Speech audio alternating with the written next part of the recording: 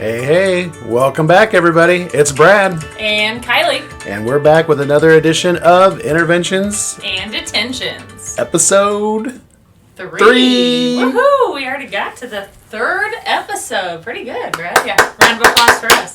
Good job. And today's topic is not a fun topic. No, we were kind of, coming back from Christmas break. We're thinking, try to find something good to talk about. And then we picked this. Yeah, we came up with this, the Midyear Blues. And it's given me the Midyear Blues just thinking about it. But it is a real topic, and it's a real thing. I think, I'm going to speak for everybody, but it happens to everybody. It happens to everybody. It happens to students. It happens to staff. And I think parents kind of even go through this.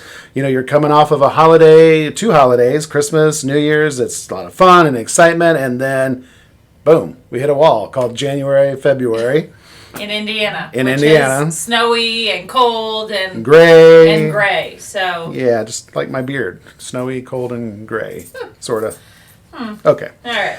But, it is draining. It's challenging. It's hard for teachers. It's hard for kids. It'll be interesting on next Monday when our kids come back, especially for us because we come back on a full day and then we turn around and have a scheduled 2-hour delay for professional development, which is a great thing to have. But just getting in that routine is going to it'll be interesting to see what happens. Yes, it will. So we're going to try to cover a couple different things with the Midyear Blues today. Talk about some challenges. What are the Midyear Blues first? Some challenges about it. Some strategies on maybe how to help yourself, how to help your students, how to help everybody around you. And then we'll try to end on some funny. I don't know how much funny we can have with Midyear Blues, but we'll do our best. We'll come up with a couple. Yeah, we'll be fine. Kylie had this really cool idea of trying to see how many times she could throw the word blue into the podcast today. I don't know if she's going to do that, but if she does, it'll probably blew right past me. That didn't work out very well. I was waiting to see what you were doing. I was trying. Okay, so when I think of the Midyear Blues, the word that I wrote down on my notes today was funk. I just feel like you get into a funk. There's just... I don't know. It's the weather. It's that time of year where you're just kind of in the routine, but the routine doesn't even feel like a routine anymore. There's nothing exciting. There's no holidays coming up, no breaks. You can't go outside and just play outside or sit in the sun, or you just feel like you're going through the motions. Right. Kind of. You kind of get that burnout, a little bit of fatigue with staff especially, but I think you see that with kids too. Their motivation kind of starts to tank a little bit. And I saw that even before we left for Christmas break. I feel like our kids were just motivated by Christmas, but not really anything else at this point. So. And I think sometimes we might not even realize that we're in a Midyear Blue kind of funk. Agree. Or we might not realize that that's what's going on with our students or our colleagues. But I think it's really important to kind of be aware of it, though, because there are things that you can do to try to help yourself and help others get out of it. So just being aware of it is probably one of the biggest things with Midyear Blues. Absolutely. And, Kylie and I talked this morning before we started the podcast of what can we do when our kids come back? And one thing that we talked about, we were really big on procedures in our building, practicing procedures and expectations for kids of this is how we walk in the hallway. This is how we use the restrooms. And we, on the very first day of school, we spent a good chunk of the day, morning and afternoon, going through stations of expectations, basically, and procedures. And we've talked about maybe doing that on Monday when we come back. Let's run a 2-hour delay schedule and redo procedures with our kids. And it may seem silly that you have to do that or to even think about doing that, but it's been a long time since we went over them in the beginning of the year. You know how it gets closer to Christmas or closer to breaks, things kind of get loose and we're just all trying to survive. So just having that reset on those expectations and just making sure everybody is on the same page. I think kids, staff included, just saying, hey, we're going to start the year off great. Here we go. And just kind of helping get them back into that. Yeah, I think that helps teachers and kids because it reviews those procedures and gets them back in everybody's heads because, like any other school, every teacher kind of has their own interpretation of procedures or expectations. And I think just trying to level that playing field for teachers and kids and remind them, like, this is how we do things. This is how we want it done. We even call it like the Cougar way because we're Central Noble Cougars. So we want it done pretty much uniform as much as we can throughout the building. But I think that will help. We're still going to have behavior challenges, I think, when we come back in January, but at least we can look at a kid and say, you know what the procedure is, right? And they can tell us what the procedure is. And, then we'll work through why they made the choice that they did. But I think just getting back and refreshing those in everybody's heads would be a great start to the new year and help with those mid-year blues. Ooh, mid-year blues. So let's kind of take a step back, Brad, and we'll get back to some more strategies on how we can help students more and staff and everybody around us, parents included. But let's talk about how students, staff are affected by the mid-year blues. Let's do that. Okay, yeah. Okay, Brad, yeah, let's go ahead and do that. Thank you. So one thing that we've kind of thought about coming into this podcast on the effects of students is just the academic fatigue. For our kids leading up to Christmas, a lot of assessments, a lot of progress monitoring. We do NWEA testing here, so that got all done before we left for break. But coming off of that, I feel like we're still going to have that fatigue going on with kids. We're starting a new quarter. Quarter 3 will be starting up.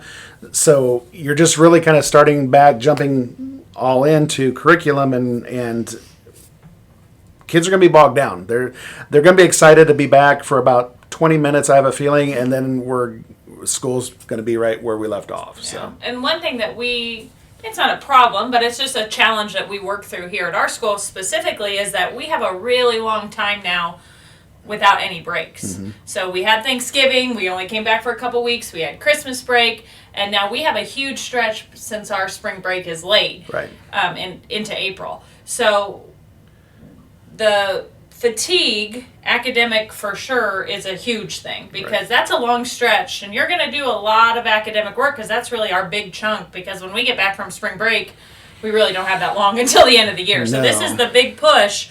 So it's definitely, it's real. It's there. It is. And we don't have the luxury of snow days like when we were kids. I mean, bad weather comes and the phone rings or the radio announces that school's closed and you get a day off. Radio? Yeah, that's how I learned about school delays back in the day. Or TV. Sometimes it would be running across the bottom of the screen. Okay, I had that. But the radio. W-O-W-O. So you would get that notification of, hey, school's closed, and you didn't have virtual learning or e-learning, and we do now, and we do that with our primary kids. And so the stress of a snow day is there now, and I think that's even more stressful for our teachers and students than just being in the building sometimes, because it takes a lot of planning and a lot of organization and just juggling, keeping your kids focused on live Google Meets for 20, 30 minutes at a time. It's quite the challenge. So that causes a lot of academic fatigue with both students and teachers as well. And of course, we're gonna see some behavior challenges kind of ramp up as we get back from break. Again, we're kind of getting back into a routine. Kids have been at home for 2 weeks. They're back to having to follow some expectations here at school. The academics are going to start getting harder. A lot in the beginning of the year is review and kind of building upon it. Now we're really, like I said, we're really hitting it hard. So that's gonna cause some behavior challenges. There might be some emotional stress that we're not seeing, something that happened over break. I mean, there's just so many different things that could happen, but you just have to know that behaviors are going to pop up, and you just have to be able to kind of work through those. You just have to understand where the students are coming from too. We have such a diverse population, so we're going to have kids coming back who really probably didn't have much of a Christmas, if any, as far as presents and food and gatherings go, to where kids on the other vacation hand, went on cruises in Florida, and the kids hearing about what everybody did and didn't do, that creates quite an emotional impact as well. So that'll be interesting to see how that all plays out and how it affects our kids. And I don't think that's something that we can stop from happening or change in any way, but it's just something to be aware of as staff, and just be ready to, if a kid is struggling with something, or either way, just be there for them and be ready to help them out. Right. And so when we talk about staff, I don't know if I like the word burnout, but because I feel like burnout doesn't usually happen until about March or April sometimes because it gets really tough then sometimes. But, it is, you're balancing lots of different things. You're balancing behavior management in your class starting on day one next week,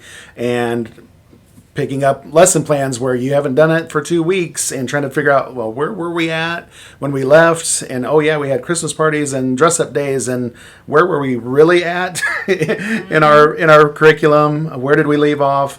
And just your energy levels at this time of year. I know mine are down, even with having some break time and sleeping in and staying up late. I still feel like I'm catching up on that. Yep, absolutely. So just trying to keep yourself, without dumping all the caffeine into your body that you can, energized and ready to go and motivated to be present with your class every single day. That's going to be a struggle for teachers. Definitely. And we kind of talked about today too some strategies that we can kind of give out for staff and ourselves, included. Just always kind of keeping that self-care, making sure that you're taking the time you need. And I think Brad does a really good job of reminding us. He does like a weekly, newsletter? Week ahead, where he sends it out, and he always kind of just has a positive, like, hey, just take care of yourself. Don't worry about school this weekend, especially, and he'll do a good job of that during this kind of winter months. But that self-care piece, leaning on your colleagues for support, that's important. That's a huge thing. Just being able to talk to someone, playing with them, just tell them what you're struggling with, maybe they're struggling with, those kind of things. And then one big thing that we talked about today was kind of reconnecting with your why. Like, why are you here? Mm-hmm. Why do you love what you do? Why do you do what you do? That's always kind of a big thing. So making sure that staff kind of have the time to be able to kind of but just kind of reconnect with their why, and maybe even share some stories with each other. Just, this is my why. And it can be encouraging for others, yeah. I think. And I think we're going to tie that why piece into our collaboration on Tuesday when we come back. I know we're going to have a full day of school, but this collaboration that we have coming up, or PD, we don't really have anything formally planned. And it's, teachers are doing grading for the end of the second quarter, and I want to give them some time to work. But one thing we talked about doing too, which I think will be really helpful for our teachers, is to come together for 20, 30 minutes and just kind of share out, like, absolutely. I think we could share out our why. What is your why? What are we doing? And also just a chance to almost like a troubleshooting session, like, hey, I'm having a really hard time with this piece of our Amplify curriculum, or when our kids do virtual learning, I don't know how to do this, and kind of throw those questions out to the greater staff. And we know we have experts among us that can answer those questions. So that was actually a suggestion from one of our teachers in the building today, Mrs. Fish. Shout out to her. She thought that would be really helpful. And I was like, I love that idea. I think we need to lean on each other to support ourselves when, things get tough. So take a pause real quick, Brad. Pause. Why don't you explain to our viewers our 2-hour delay, built-in 2-hour delay? Because I think we keep talking about it, but we haven't really mentioned what it is. It's a new thing we're doing this year in our corporation. New this year, yep. Some area corporations have been doing this, but we have, we call it First Tuesday. So the first Tuesday of every month is a dedicated 2-hour delay professional development day for all of our buildings. Teachers come in at normal time, kids come in 2 hours late, and we use that for professional development collaboration. At the elementary/middle school level, we've been diving a lot into power standards, essential standards, and trying to weed out the things that we can get out of our garden and focus on the things that we really need to grow our garden as far as curriculum goes. So we've spent a lot of time doing that, and this is the first Tuesday coming up in January that we don't have our consultant scheduled with us, so we kind of get a break from that, but we want to make it worthwhile for teachers. One thing I don't like doing as an administrator is like trying to put on a dog and pony show. Like, I could come up with something for 2 hours and present to teachers, but teachers don't want that, right. And I don't want to do that necessarily. So I want it to be useful to them. I want it to be beneficial, and I think just kind of that no pressure collaboration of, hey, what's working in your room? What are you guys doing? Take 20, 30 minutes to do that, and then give them some work time. I think will be really helpful for our staff. Definitely. Yeah, the 2-hour delay new built-in has been really nice, just to give us that opportunity to meet with each other and kind of work vertically aligned standards and those kind of things. Absolutely.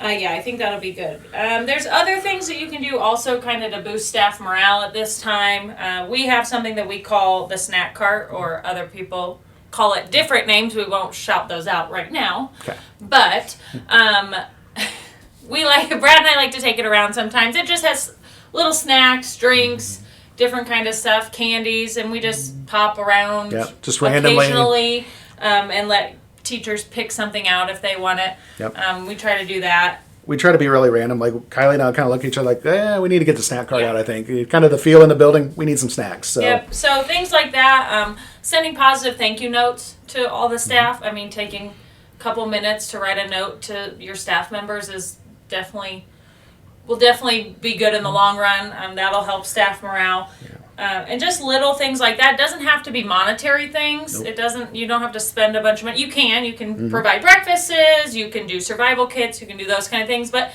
just making sure that the teachers and the staff know that you're there, you're here for them, and you understand those mid-year blues is definitely an important thing. Absolutely.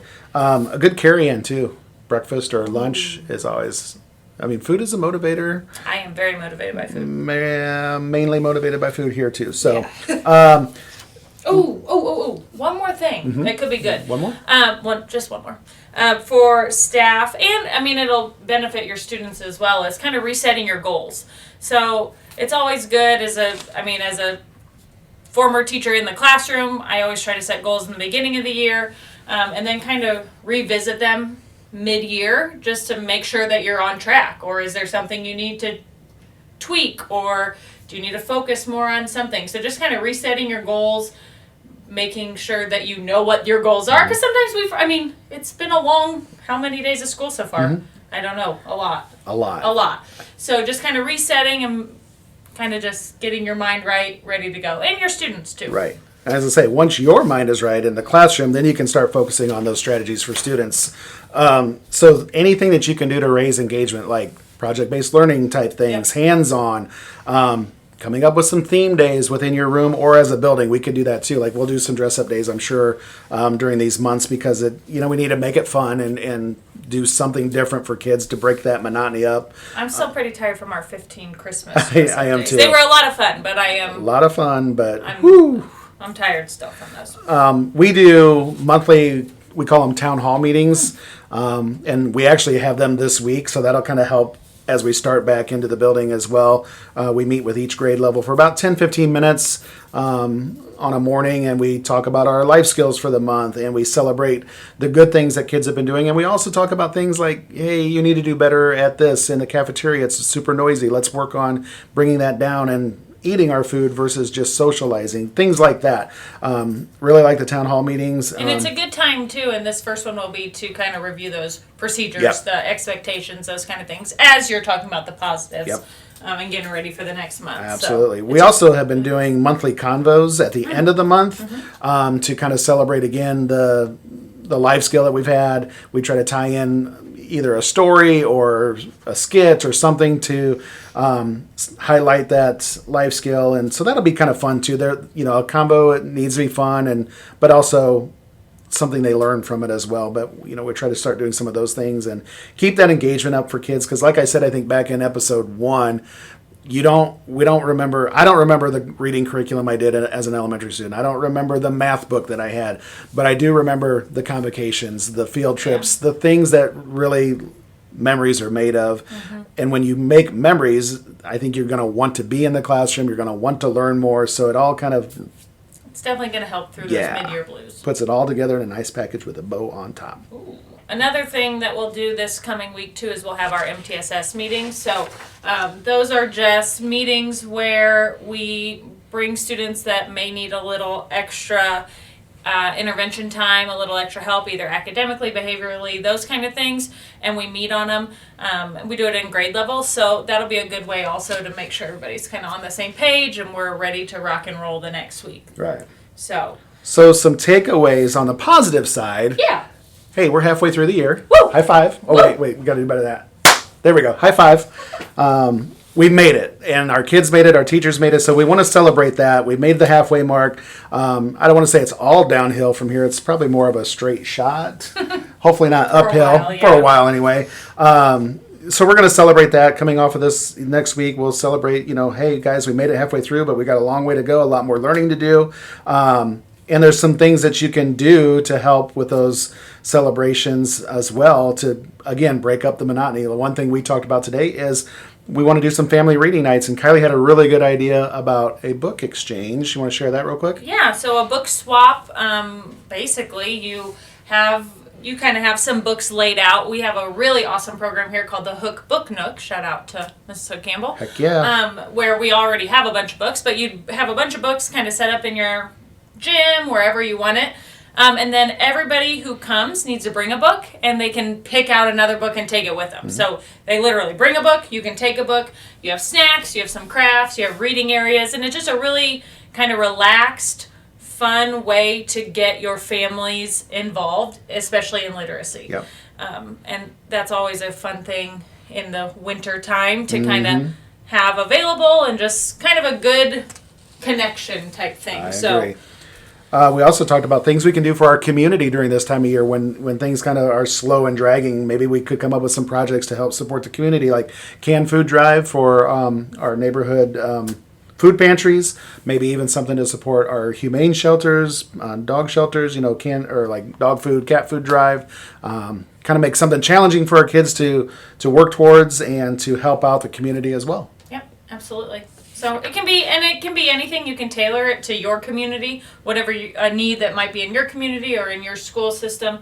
But just kind of finding something a little different, a little outside the box, will definitely help through this time. Yeah. So those mid-year's blues, it can be tough.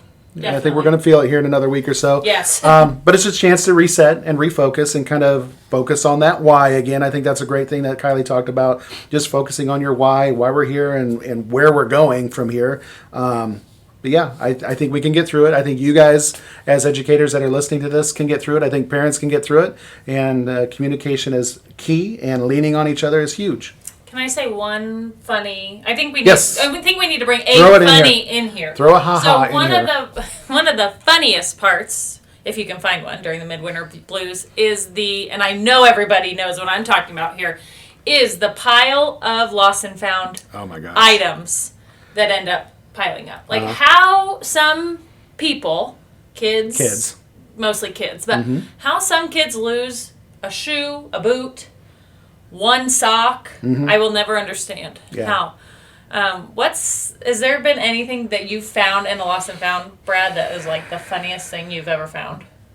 I mean, there's a lot of good stuff. We find some pretty funny things. I'll kind of take a tangent. This is not a lost and found story, but I'm going to tell it really quick because it's nasty. When I was principal at a middle school that'll remain nameless, I'd walk down the hallway past this locker or these lockers, and I kept getting this whiff of something like it died. I was like, there's a mouse or something in this wall. There's something stanking in this section, and you'd walk by every day, smell it. So we finally got the custodians, we started looking in lockers, and we're like, opening lockers, finally find the one, like, it's coming from this locker. And wasn't intending to do a bag search, but we did. There's a book bag in it, and inside this kid's bag was legit, like, the Oscar Mayer lunch meat, like turkey in the little plastic thing, liquefied. Because it had been there so long. Oh my gosh, Brad, it was horrible. He was a football player. It was probably in his bag and this was probably like December, so football was long over with. No. I don't know how the kid could stand it, but we got rid of it. Not the bag, we got rid of the rotten liquefied lunch meat, and that was not a lost and found find. I wish I would have lost and not found that. Absolutely. That's my little... Oh, yeah, I don't even know what to call it, but top that with a lost and found story. I don't think I can right now. I think I'm going to table the lost and found stories, and as we move through the winter, I'm sure that we will come up with something, so we will catch you back up. I don't know how kids lose pants. That's the thing. Pants, I think we found underwear in the lost and found. We haven't personally, but our custodian has found underwear. We won't name our custodian. They would not like to be named.